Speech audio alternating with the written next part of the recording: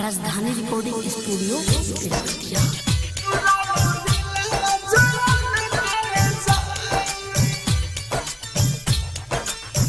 आप सुन रहे हैं एजी एंटरटेनमेंट की धमाकेदार प्रस्तुति।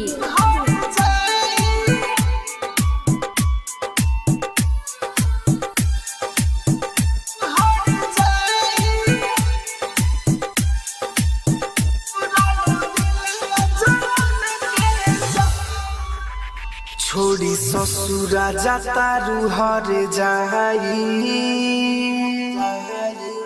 तुरलू दिलावा जवन के ले जाई दिलावा जवन के ले जाई। छोड़ी ससुरा जाता रूहर जाई तुरलू दिलावा जवन के ले जाई। ले जा रखी हो चाहे फेंकिया हो, ले जा रखी हो चाहे फेंकी हो, चाहे मोटिया में दी हो दफनाई। छोड़ी ससुरा जाता रूहर जाई तुरलू दिलावा जवन के ले जाई।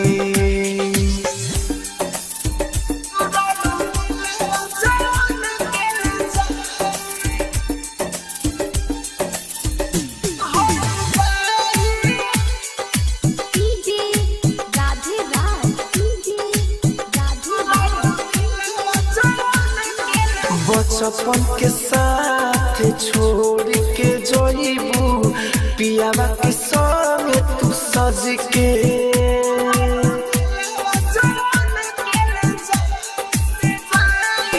जिंदगी हमारे भइल बेगाना करब दिलावा का रख के।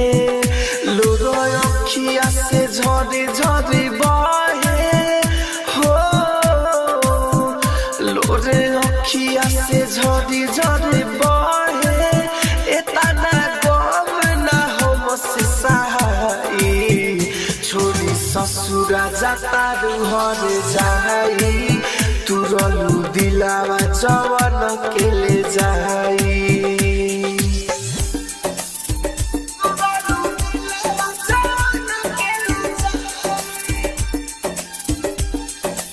आप सुन रहे हैं एजी एंटरटेनमेंट की धमाकेदार प्रस्तुति।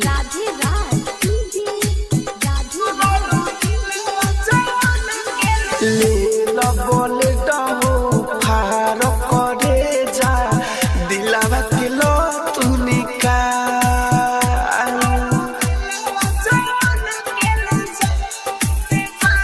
हंसी दीवाना राहुल के कोइलू जियते जाने हलाल। आह राजा रतन के तू पाके हो, राजा रतन के तू पाके सफा गइलू हमके भुलाई।